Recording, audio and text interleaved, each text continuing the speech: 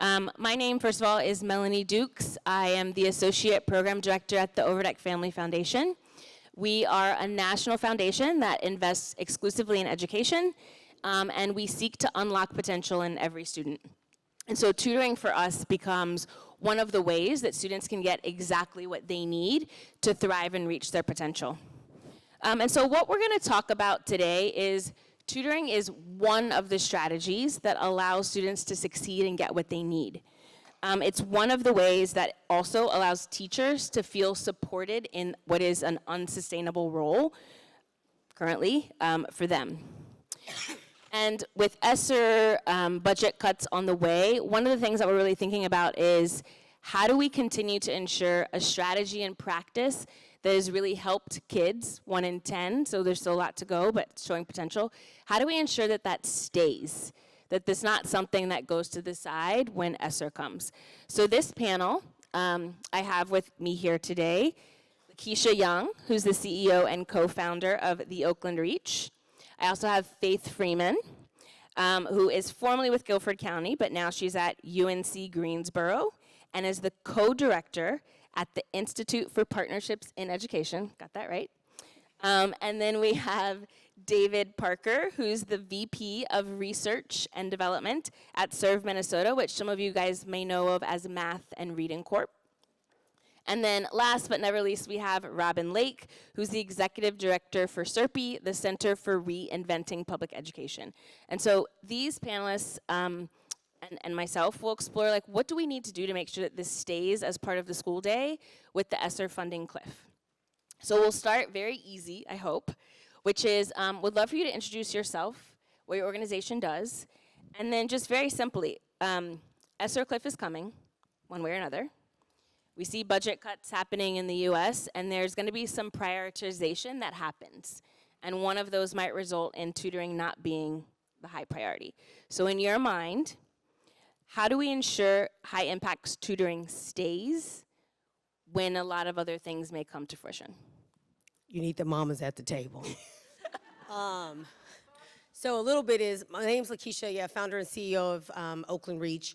We really started as a parent-led, parent-run advocacy group. So before the pandemic, we were really focusing on policy changes. Most of all of our families are Black and Latino families, born and raised in Oakland, went to failing schools in Oakland, and trying to do whatever they can to disrupt intergenerational poverty. And what ended up happening, how we got into the literacy game, was before the pandemic hit, probably around April of 2019, we had just won a big policy with our district that March, but we asked our parents what was keeping them up at night about their kids' education. And about, I would say 75% or so of our families said something around literacy. They said, like, my kid can't read. I don't know what level my kid is on. And when I try to get help from the school, I'm kind of being told to do more of the same. And I would say the rest is history. I can walk you through a really funny and fun, long journey and story. But what happened is we started a campaign, really learned the science of reading, really taught our parents and families the science of reading. We brought our district in, right, as partners to say, you have a community here. This is the community where the kids perform the lowest. We're gonna need an investment of your time, energy, and your people to make sure our parents understand the play. And that all led to a huge campaign and coalition. And then the pandemic hit.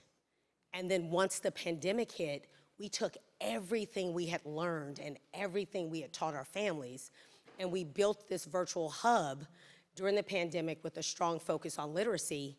And in the first 5 weeks, this is virtually, 60% of our K through 2 students went up 2 or more reading levels on the district-wide assessment. Oh, cool, I like this, good for that.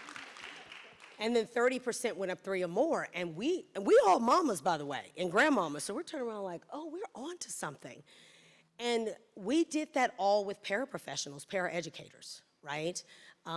These are the literacy tutors in the schools, and they look like our kids, and they come from our kids' community.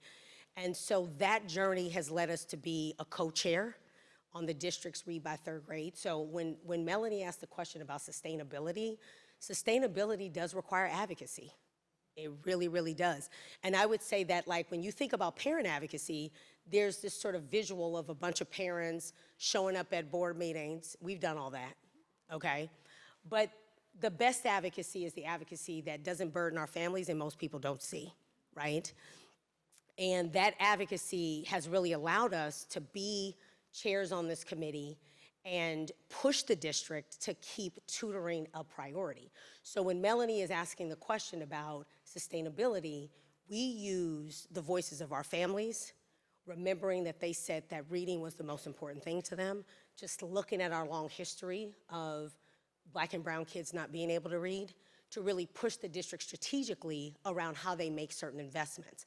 An example of that, before I pass it, would be something like, our district had already invested in literacy tutors, but all tutors were part-time.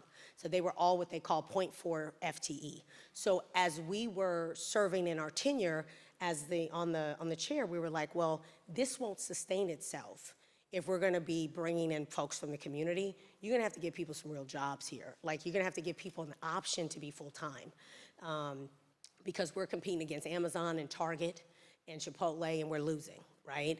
And they then turned around within like 2 months and allowed that position so you could get hired, and you're either 0.4 if you choose to, or you can be 0.8. So now we have folks that we actually get to recruit and train that become full-time Oakland Unified School District employees, and they're able to get benefits, and you know how good district benefits are, right?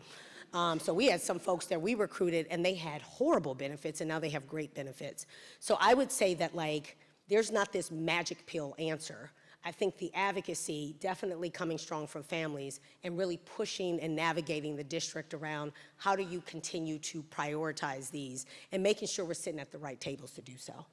I love that. And before I move to Faith, one of the things that strikes me is you all really spend time studying the problem to move to sustainability rather than just blanketly applying it. You actually are using your community, thinking about the problem, and then adjusting in that manner. So I love that.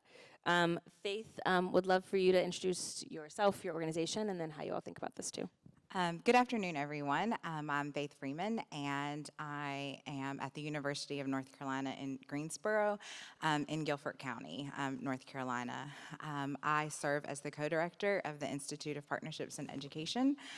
We call it IPI.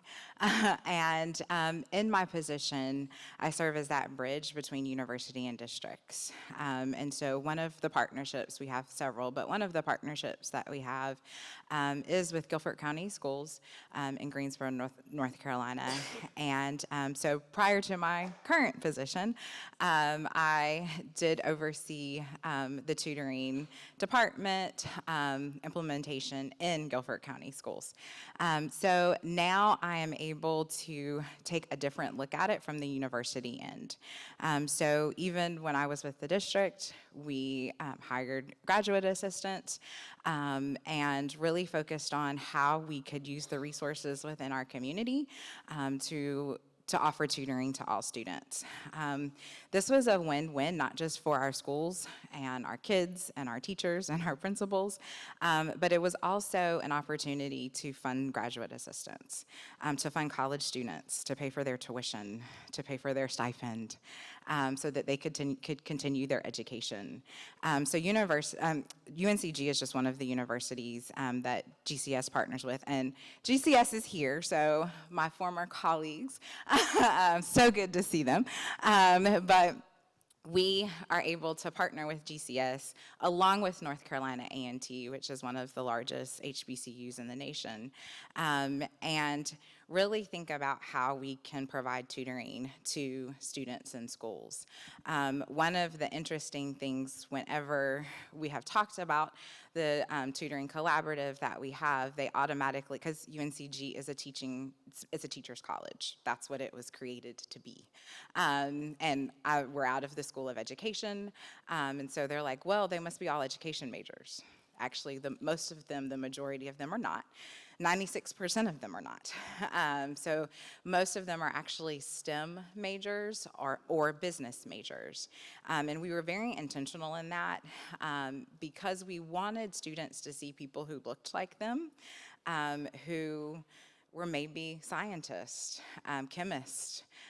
So it's showing them that they could go out and have that same career. So we were very intentional about choosing the type of graduate assistance that we fund. So some of the sustainability piece is partnerships. I'm a strong believer in community partnerships. One thing that I have always appreciated about the tutoring program with Guilford County Schools and our current tutoring program that UNCG has with Guilford County and other districts is that we partner with school districts that are in our own backyard. That makes it very relevant to the district that we are working with. And thinking about innovative ways in which the university can provide tutoring to youth within any district, where we're taking some of that monetary burden off of school districts. And because that is also a huge passion of mine, is what can we take, when I was within a school district, what could we take off of schools? Now I'm like, okay, what can we take off of school districts? So how can we figure out, what can we do and create innovative ways in order to get those tutors in buildings so that they are tutoring youth. And so we are actually getting really ready to pilot one next school year, where again, I'm also like to solve several problems at one time, where we are looking at our teacher shortage within North Carolina. North Carolina, I'm sure all of you are experiencing this, but North Carolina is number 5 in the nation of teaching shortages, which is very high. And so what can we do in order to not just get tutors in the classroom, but also engage people into K-12 education with, hey, let's get your feet wet in some tutoring, and let's love kids. So just thinking about some innovative ways to where we're solving multiple problems at once in this field of K-12 public ed. So. I love that. Thank you so much. David, would love to hear your perspective of, one, what you all do, and then your thoughts on sustainability.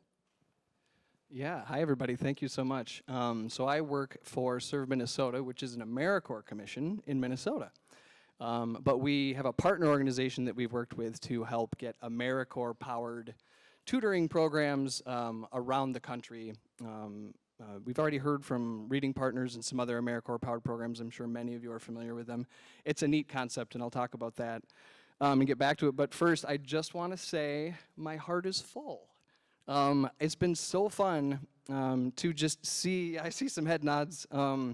It's been great to see the Illinois model, the Tennessee model, the CUNY model, the Reading Partners model.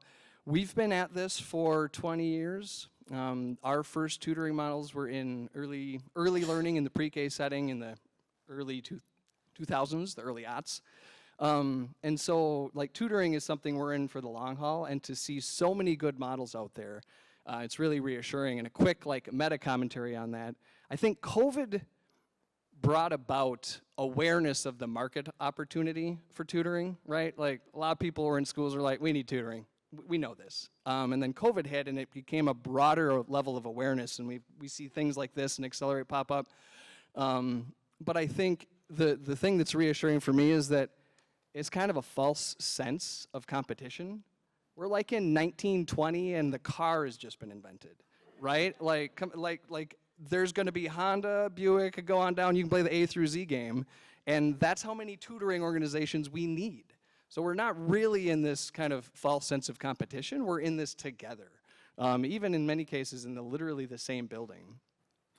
So anyway, it's just fun to see that coming together, given the tenure that we've had. So I'll switch back into the actual response. I have a fun announcement for our models. In between Accelerate, which was a couple weeks ago, and now, we reached a couple of neat milestones that I think are very much related to sustainability. Milestone number 1 was we're now serving 50,000 students a year across the country. Yeah, thank you. And we've hit the 500,000 mark lifetime. So that would be 500,000 for those of you keeping track at home. Yeah, and saying that out loud as a Minnesotan, I just lost 10 years off my life. It's not really part of our MO. But what's particularly profound about that, at least from our perspective, is that like many other tutoring programs, providers, every one of those students that's getting served is getting served with high quality, rigorous, evidence-based tutoring. So not just, descriptive analyses. We're talking about randomized control trials that have been replicated over time and space. And we're not alone in that, which is really, really, really neat. I would say, I've heard before the kind of basic, this idea that in tutoring we know that some things are scalable, but are they effective, right? And then you flip that around. Some things are effective, but are they scalable? And I think that we're not the only program that is demonstrating that actually that's not an accurate premise. That's kind of an unnecessarily depressing premise. We are seeing programs that can scale across a state, across different states. But I would add one more really critical thing that starts to lead me into the sustainability. What we need are programs that can scale and are effective and are equitably accessible to the kids and the schools that need it most. And I think that's a really critical thing. We need all three of them things to be happening. Because we can't have a situation where we're getting tutoring out to the students and we produce kind of a societal level Matthew effect. So, and I can get into this more. I think the thing that I'd like to add to this conversation, great points about advocacy, et cetera, but the neat thing that we're able to leverage in our context is a cost-sharing mechanism that really does have, well now, decades of legs, but geographic breadth and scaling potential as well. And that's really complements of some of the unique features of what we have, but they're not unique just to us. So any given tutoring program in our models is really powered financially by a cost sharing that is federal. This is where AmeriCorps comes into play. And then that leverages the state and local funding that can come together, and AmeriCorps requires that. So right, you already see kind of sharing at that level. And then one of the neat things alongside what we know from TQIS and other research, tutoring's best when done in school. So to do tutoring in school with a tutoring model that partners with the schools, a natural opportunity is to have the school, and in our case they provide a staff that is trained on a part of it, and they provide in-kind skin in the game. So not new dollars, but in-kind time for a staff member to support the program. And we have some cost analyses that I can get into that kind of show the percentage distribution there. But what that means is that an already cost-effective approach is further distributed and shared across the different funding mechanisms. So I think that kind of idea is huge for within state, across state, just in general, how tutoring can reach its potential. Thank you so much. And Robin, we'll close with you. Okay, hi everybody. Am I working? Yes. Okay, awesome. I'm Robin Lake, and I run the Center on Reinventing Public Education. We're a national research and policy center affiliated with ASU, Arizona State University. So let's see, just a little bit of our work that's relevant to this conversation. First of all, we're research partners with the Oakland Reach, so we've been watching implementation on the ground of what Lakisha and her team have been doing and trying to learn from that model. But we take a look also more broadly through a bunch of studies of school districts around the country that are dealing with pandemic recovery, lost learning time, and the complexity of challenges that they're facing. And so I want to take that kind of broader look right now and just maybe, I'm going to try really hard not to be a downer because there's so much optimism in this room and there's so much potential for scale that's real. But I also want to talk about the enormity of the challenge that I'm seeing right now in this moment. And I think it's important to grapple with that because it takes us back to Penny Schwinn's comments this morning around we can't do incrementalism. We're really going to have to think big and bold and look for really coherent and innovative solutions. So, to get to the enormity of the challenge, first of all, I mean, I think there's a bifurcated challenge in my view. there are the first adopters, and so most of you in this room are either working with or you are the first adopters. You're the folks who see the potential of tutoring, have read the research, know it's possible, and are figuring out how to do it, and it's just a question of sustaining that, right? Now there's a set of questions that we're getting to on the panel around really creative funding models, and I think there are many. The AmeriCorps model is really exciting. I think tapping into special ed funding and thinking about really how to use the special ed model and MTSS in really creative ways, that's all really important work to be done. But the reality, even for the first adopters, is money is about to get very, very tight. And we keep talking fiscal cliff, but this is serious. A lot of money is going to diminish significantly over the next couple of years.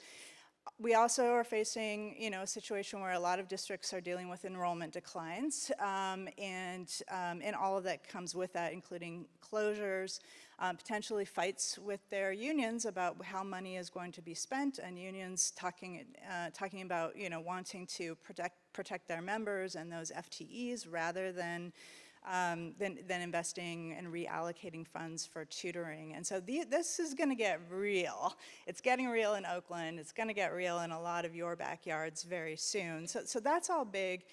And then the other part of the bifurcated challenge is the others, the folks. So Melanie mentioned, right, 1 in 10 students in this country, we think, are getting, some decent amount of tutoring right now. That's not good enough. And what's going on with the 9 in 10 students and the many, many districts out there that aren't doing tutoring at all? Most districts are doing some tutoring, but really haven't amped it up, really aren't going seriously into a strategic tutoring program. What we're hearing from districts is they are overwhelmed by the challenge of core instruction. They can't even get their heads around the idea of interventions and standing up new tutoring programs and going to that space when the staffing challenges that they have in front of them, the lack of ability to keep teachers, the number of new teachers or emergency credentialed teachers that they're working with. We keep hearing from folks, core instruction has to be our focus right now. We just can't even contemplate this other set of strategies. Meanwhile, it's almost June. Kids are graduating without what they need in those districts, and that will continue as they're working on this core instruction problem. So we need to bring those realities together and figure out how every district can start thinking about a radically personalized approach to instruction that includes core instruction, but also includes serious intervention strategies like tutoring. We need to bring them together. I guess the last thing I'll say is that, while we're dealing with all that complexity of challenges, we also have the problem that a lot of parents don't think their kids need tutoring. And I hope we'll talk about this on the panel. The research is showing over and over again that parents just say, my kids are bringing home A's and B's, I just don't see the need, and so they're not supporting use of those funds in their districts in those ways. So we have a real political challenge in order to get to the kind of radicalized, personalized notions that I think we're all going after. We have a lot of work to do to get there. All right. Always uplifting. So staying on that theme, I won't be Debbie Downer, but kind of. Let's make this practical and say I am a district leader or I'm a tutoring provider, and I want to make sure I can still do my work and make sure tutoring is sustainable. So each of you has kind of lifted up different ways. So Lakisha talked about advocacy, Faith talked about partnerships, David talked about there's different ways to leverage federal dollars and share that cost. And then Robin, what I heard you say is actually engaging the right stakeholders and changing mindsets potentially is needed in order to do that. So I'm wondering if you guys can just get a little bit more concrete on like what is it that needs to be done, and specifically when you're scaling, there's a little bit of tension between making sure things are still evidence-based. And so how do you think about what each of you all said is necessary for sustainability and the need for change, but also holding core to the things that make tutoring work? So how do you balance that tension? And also, how do you do it in the ways that you guys have thought about sustainability? Yeah, yeah. So the question is really, all of you all are talking about things that we need to do differently. And change is often in tension with the things that are evidence-based or can be. And so how does someone navigate that in what they want to do? And then if you're a district provider or tutoring, like what specifically do you need to do within that space? And this can be for anyone. And David looked like he's nodding, so I'll let him go first. The telling nod gets you again. Okay, well, I'll maybe just say, I'm talking to this district friend, right? Partner who kind of sees, I've got questions about how this to be sustainable, and I think I'll take this opportunity to dig into the idea of this cost sharing that I talked about. And across our different models, some of the overall kind of cost per child estimates are different. But around 1,000 to 1,500 is what we get, and I don't think that's different. I think that's pretty common. There's certainly lighter touch models, certainly more expensive. But I think one thing I would really want my district partners to know is that for a model like this one, right? What we're talking about for sustainability, like the funding's gone. It's it's 2026 or whatever. Your cut of that is both 25% and not new dollars, right? So think about the kind of models that can be sustainable, because we were scaling before the COVID situation happened, and we did the bulk of our scaling before that happened, and so we didn't have the influx of ARPE ESSER dollars. What I think was happening then was this, in Minnesota, but then increasingly in other states where we were offering this, there was this realization that, wait, this is a sustainable model. Basically, now I'm a principal, and I'm thinking, all right, so I have to have a staff member it works out to about 0.05 FTE or 0.1 FTE. So I've got a staff member. That's how you get to the quarter of that $1,200 that is a cost per kid. Right, so I've got a staff member who needs to put 5% or 10% of their time towards this. I get a half-time or full-time tutor. That is a pretty easy kind of calculus to do, and I think that's complements of some of the back-end cost sharing that models like the AmeriCorps, but not just exclusive to this, can do. Yeah, go ahead. And so what I hear from that is really like making sure there's dedicated staff to really push forward the initiatives that you need. Yeah, and I think I would, if it's okay. Yeah, we don't need to do this all day, but I would say I think it's hard. There gets into a little bit of the culture change about what district and school leaders understand to be who can be an effective teacher. Right. At the end of the day, if I could do this, can I do that loud enough? A principal would be like, okay, so my cut is non-new dollars, and I get a full-time equivalent interventionist that's highly skilled, and that's no new dollars, and I already understand that like educating kids effectively is not solely the purview of my staff. I think that's an important kind of culture change that we're working towards, but I think this whole collective movement is contributing towards that. I'll just build on that, and I think that, when I think about what are the ways we could really sustain, again, a radically personalized delivery model for kids, tutoring plus core instruction, we can have it all.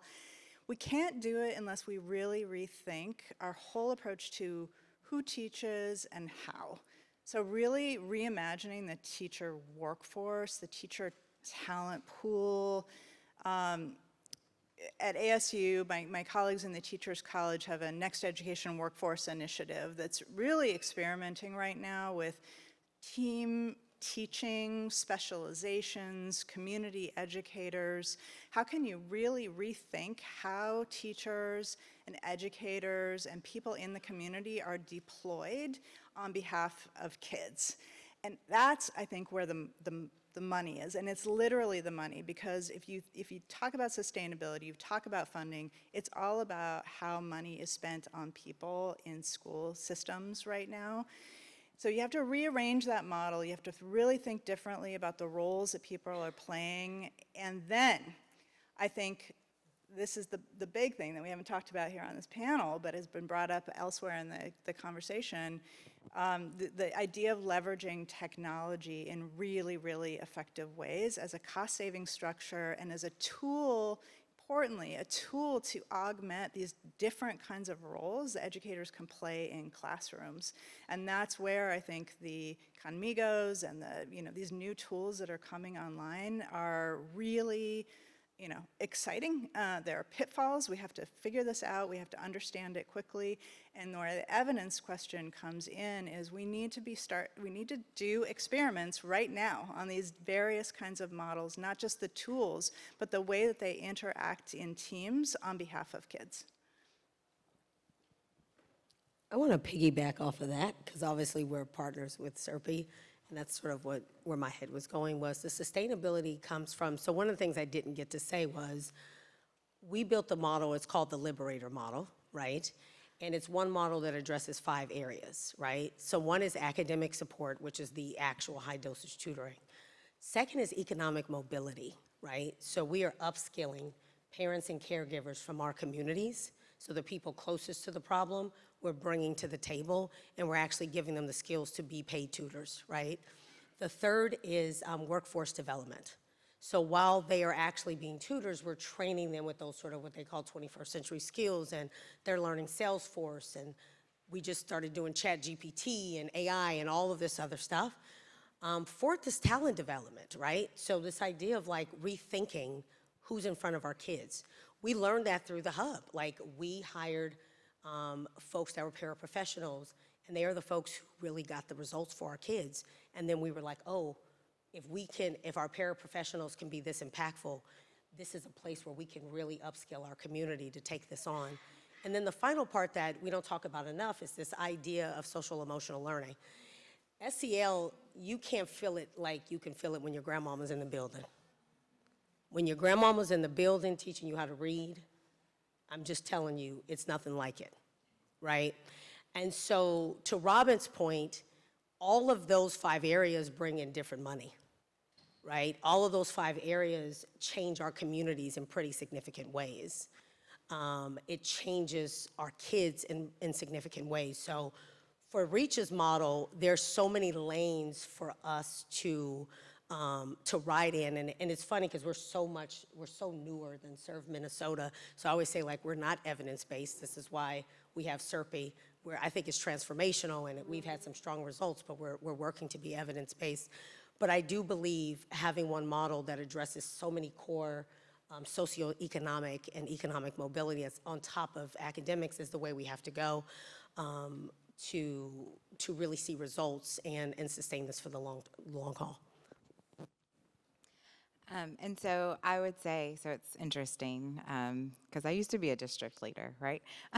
So looking and putting on my district hat and then putting on my university hat, really thinking about innovative ways in order to serve districts in multiple ways. So for example, like I stated earlier, North Carolina is number 5 in the nation for teacher shortages. So working with school districts and also our teacher ed program, because teacher ed programs are suffering too.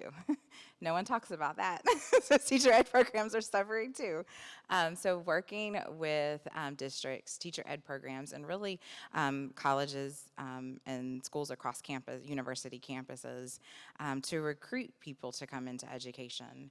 One of the biggest reasons why we have seen students not go into the field of education is because some of the commitments that they have to do in order to be a teacher that are free. So for example, internships, student teaching. And this is can be a huge impact on someone who is in school and needs to work in order to pay for their tuition.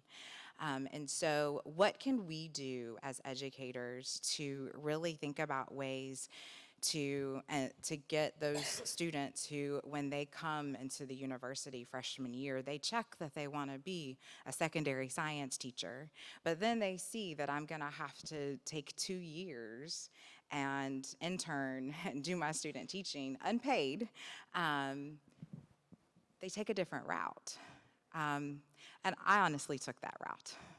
I was that teacher, right? Like I decided I'm gonna go ahead and start working. And so what can we do to entice teachers, future teachers, to go into education when they enter college? I was amazed at some of the stats that I heard a couple of weeks ago. 40% of our college freshmen at our university, they check that they want to be a teacher. It goes away their junior year because of those expectations. And so in my role, working with the tutoring department in Guilford County, working with another teacher education prep professor, we have thought about some innovative ways where these teachers can get paid where these pre-service teachers can get paid, but they can also get their internship. And so this not only ensures that they don't have to lose their part-time job, so they can keep their part-time job. It gets them in the school building that they could possibly do their student teaching in, but it also can serve as a teacher recruitment for districts. You automatically could have a teacher pipeline going into your building because you have this group of students who they're starting out tutoring, so they're preparing themselves. At the very beginning, they're learning that district curriculum. They're learning how to work with kids. They're learning the social emotional. They're learning all of that in the building in hopes that they could stay right there within the district. So solving that teacher recruitment, the teacher ed recruitment, and then also really looking at some of those academic outcomes that can reach all kids. So. Thank you. I'm going to try to fit in 2 questions. It might be too much, but we'll see. And then I'm going to open it up for questions from the broader group. And then after this, we will have time in breakout groups to think about what is the role that each of us want to play in sustainability. This one's kind of teed up for Lakisha, but anyone and everyone can answer, which is, what strikes me is there's a lot of different players that you guys are talking about and different ways to approach sustainability.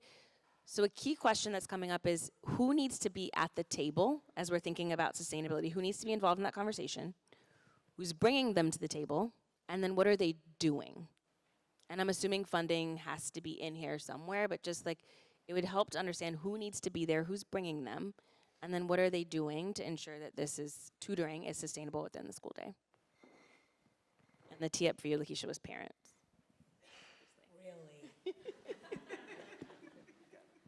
Really? Well, for us, it's more than that because honestly, we just play such a bigger role, right? So yeah, of course, parents, but I was on a planning call for our model and implementation for our next cohort. We run a fellowship. So we recruit parents in front of schools and caregivers in front of schools in the morning and afternoons. And then if you are selected to be a part of selected, then you go through a fellowship and you get a stipend. And then during that process, you're onboarding to become a district employee. So that requires partnership, right? So I think to David's part earlier, like folks are at the table are obviously parents to some extent, but our organization, we're all led by parents. I would say the district and district leadership. And the main thing I would say about district leadership is that one of the tricky things we've fallen into and we've obviously figured out is like who at the district should be at the table for what conversation. So we have oftentimes went all the way to another continent with somebody who couldn't make the decision we needed to be made. And after we went through that last year, we got really clear on pivotal moments where we need to stop and bring in the next person or tell that person, I've gone as far as to say, can you make sure you get the approval rights for this particular thing?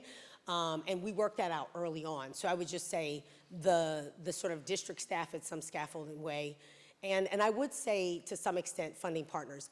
But I would say that most of the work that the sustainability piece that we really see working the most is our organization and the folks in that. And having it be parents is really a powerful thing. I'm gonna be honest with you, it's not something you see. right? So that's always a missing equation. But having the right people at the district and having the right partnerships and knowing who's the owner, that's taking us like 90% of the way. It's actually setting us up better for funding. So there are ways in which we have gotten a bunch of funding with the district because we have been so well coordinated about what we're building, how we're building it together, and we've actually been able to go out for philanthropic dollars together. So that would be sort of what I would say, who they need to be at the table, and I think I kind of got into what they're doing. They're doing some work is what they need to be doing because we got to get these babies reading, but and I think everybody's playing the role that they play based on their expertise and things of that nature, so just leave it there.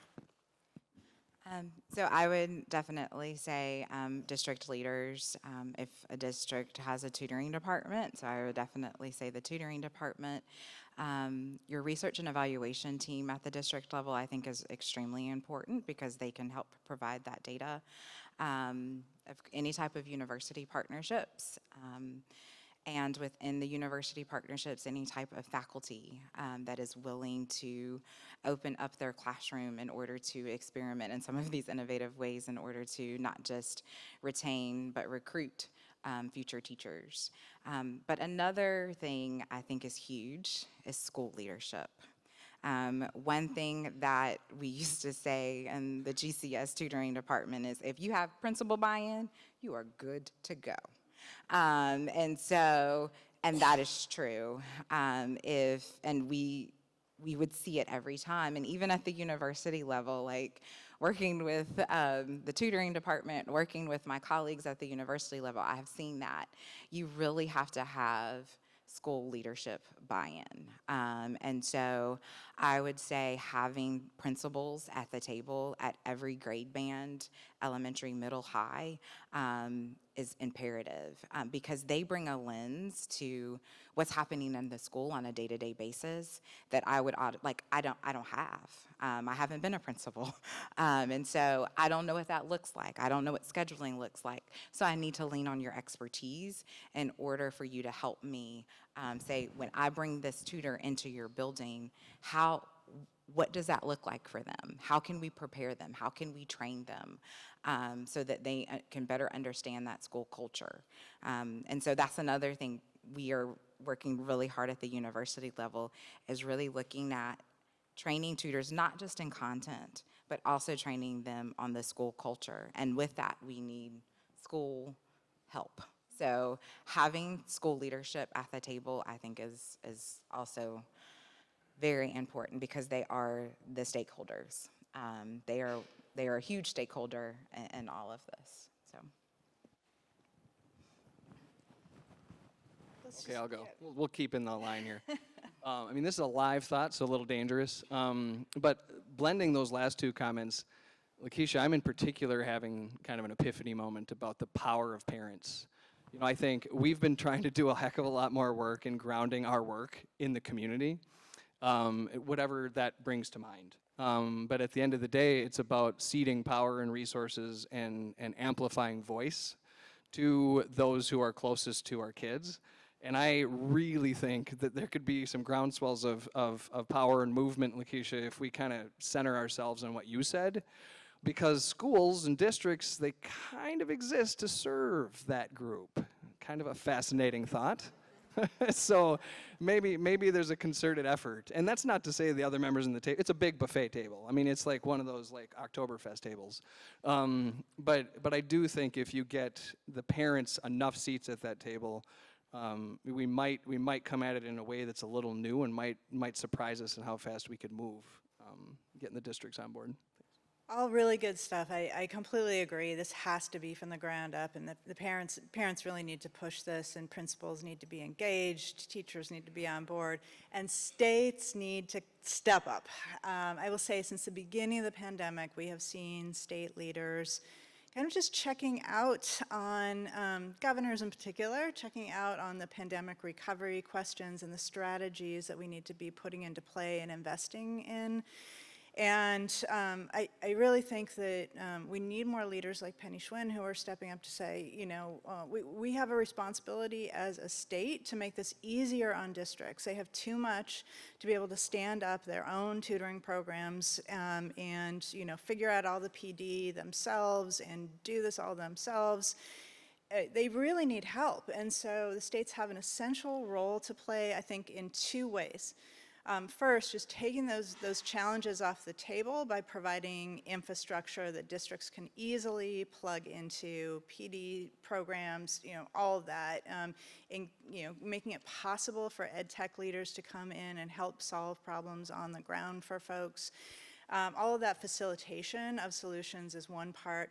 And the other part is, mentioned earlier that I think that it's a profound barrier that more parents don't understand that their kids have academic challenges and other challenges as well that we're not being honest with them about. And so states owe it to parents to be able to provide a data snapshot for each student. There's some states that are starting to do this, a data snapshot and a personalized plan for every student for how they're going to accelerate and make progress very quickly and what the plan is going to be. This should be done in partnership with schools, of course, and in partnership with parents. But I really think that we could go a long way if more states really stepped up and said it's time for big solutions. Thank you. So we will ask this last question. I'm going to challenge 1 minute maybe per person. And the question really is, we talked a lot about mindset shifts, ways that we can innovate, who needs to be at the table. But kind of the elephant in the room is what actually needs to change. Do we need more money? Do we need to change staffing, schedule? Like, what is the one thing that you feel like we really need to think about changing? And how do we do that? Well, to change things up, do you want me to just start off real quick? My answer is real simple. I really think we need to end the model of one teacher for 30, 35 kids solving all problems. Thank you for following the minute rule. Oh, I was waiting for more. I don't have a profound answer. I'm really in a position where, with our experience, I think it's don't miss the things that work. And to say one more kind of version of kind of what some models are capable of doing, anywhere there's a community, there's two things. There's somebody who cares about kids at schools, and there's schools. And interestingly enough, AmeriCorps and things like that, I mean, this works in pockets at universities too, but in our case, you can scale because of that existing societal infrastructure. So that's a really profound thing. That means there's tutors in Rosa, which is Canada, which is Minnesota, sorry. And there's also tutors in Spring Valley, which is basically Iowa, where I'm from. Those are very rural communities, but of course there are tutors and folks who care about their community schools in our urban, suburban, and outstate metropolitan areas. So there is existing infrastructure in this country that can make this work. There is existing goodwill. There's 7 billion hours of goodwill in service, depending on how you measure it, and that's before we start getting into tutoring models like the Tennessee group. So I really think, don't miss what's right in front of you. I would say innovative scheduling at schools is a huge one, specifically secondary schools. So thinking about ways to create schedules where tutoring can take place during the school day, maybe even getting away from block scheduling, but really thinking about innovative ways to create spaces for that personalized learning to happen within schools, specifically secondary schools. I would definitely say mindset shifting. A lot of folks are patronizing to parents and extremely so to low-income Black and brown parents. So for us, we have to start there. And once we started, once we were really able to demonstrate to our district how critical we are, how much we needed to be a partner, then that's how staffing shifts. That's how the way money is spent shifts, the way power. I think we have a lot of influence, a lot of impact with our district, but for us, it really started with the mindset shift of actually seeing parents as like real powerful, valuable partners. Thank you. We have time for one question if anybody has one. Yes. I can repeat your question too. So this is specifically for Lakisha. So as an organization, and I think many of us are in this boat, we tutor, there's a great opportunity to connect with caregivers and parents that we saw during the pandemic. But our school partners can be a roadblock. Oh, thank you. Can be, I don't need to yell anymore, sorry. It feels like a roadblock because they feel like it's their relationship. What advice would you give tutoring organizations to say, how do you bridge that gap? Because we want to connect with families, but it feels like the school gets in the way of that. Yeah, so because at first I had to like power map this in my head a little bit. So you guys, so they are sort of the equivalent of our pedagogical partner, which is Fluent Seeds. So we are not the pedagogical experts in our model. We actually partner, right? So you need a local partner. You need folks like us, right? Who are already, what city are you in?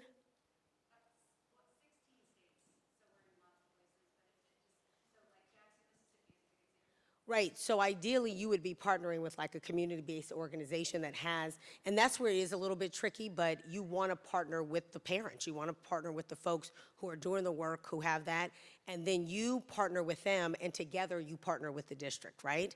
What we actually did was Fluent Seeds was already a district partner, and we went to them directly because, again, we wanted to create an infrastructure that made it easier for the district to plug in and move forward. But it does require a partnership that you really create, because the honest truth is the district don't have a hold on the families like that, not an organized hold on the family. So that's homework and work you have to do. Once you get there, it's worth it, though.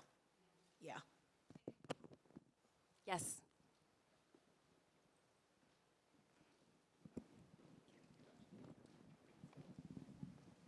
Hi, my name is Ayush. I'm with Pencil Spaces.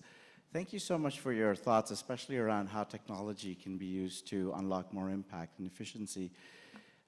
You know, as a technology innovator myself, so in my past life at Google, I used to build technology for business, and I would show up and say, hey, look, my technology can improve your processes by 30%, and they would say, oh my goodness, take my money, right? And here we are at Pencil Spaces. We have innovated so much. When we show our technology to, you know, Stanford Online High School, their teachers say, oh my goodness, I have never seen anything like this. We show it to C2 Education, one of our clients, and they say, we looked at 300 platforms, nothing comes close. Our challenge is when we talk to a lot of school districts, they're like, oh yeah, but we're used to Zoom. And we're like, but we will add so much more value to you. We will help, we'll give you better analytics, we'll help you be better. What does one do in our shoes, you know, passionate entrepreneurs looking to serve the industry, looking to elevate through better technology, but we are surprised by the inertia that we see from the customer for whom we are literally working day and night. What would you do if you were in our shoes?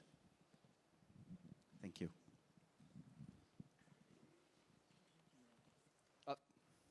Well, quick little story for you technology folks. We just wanted to buy a new car, and we wanted to buy an EV, but they're too expensive, so we can't.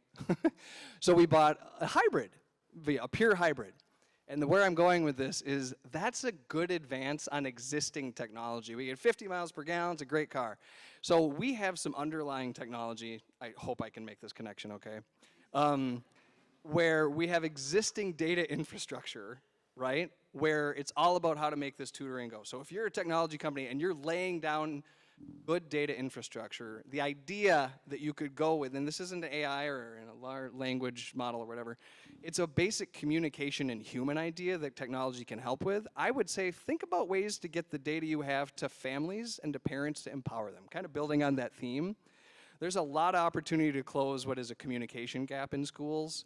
And I think tutoring is so darn successful that what a cool way to start sending regular messages home. And we all have phones, right? I mean, you can take some of the data in that existing infrastructure, and this is something we want to do, and start piping it to our families to empower them. So, something like that. Do you want? Susanna's going to yell at me. So, anyone last thoughts? Okay. I would just say it's families. I mean, to be honest with you, there is no like innovation team, right? Like that's real talk.